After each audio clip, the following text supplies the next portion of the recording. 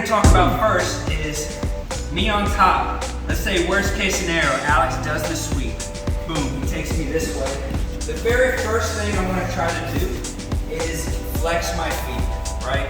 So behind his shoulder here, you know, if he has a gi, I would grab his collar. But in this case, I would cup right behind his shoulder, and I'm gonna push my leg deeper into the footlock, and I'm gonna flex my toes up. They call it the boot. So I get like this. I even like lock my leg out and really straighten that. So now Alex has to fight those toes back.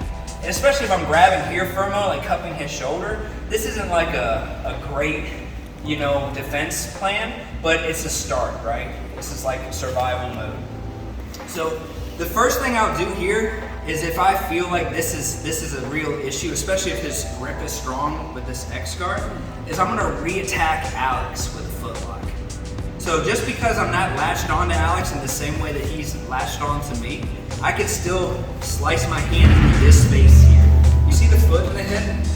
So there's a moment here where when Alex is focused on the footlock, a lot of times guys really want to get that submission and they forget about the things that are happening down here, like his own defense. So I'm here, right, I get my boot, and then I'm gonna slice under this foot. Look how it naturally starts to pop up into my armpit here. And I'm immediately biting down and everything's clamping really tight here. Now I get the same structure, and look, the ground is the other part of my lock on this leg.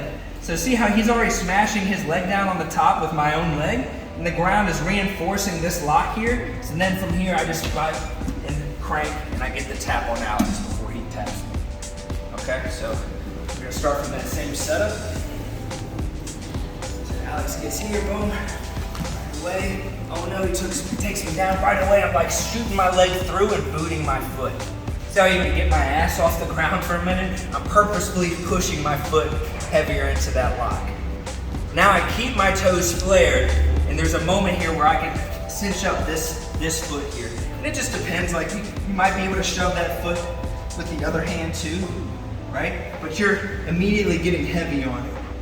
And this is also one you can always do with one hand. Like you don't necessarily have to have both hands in the picture, but you know, two is better than one, right? So I'm gonna lock up here, everything's the same, and I'm driving in behind Alex's leg instead of him driving behind mine.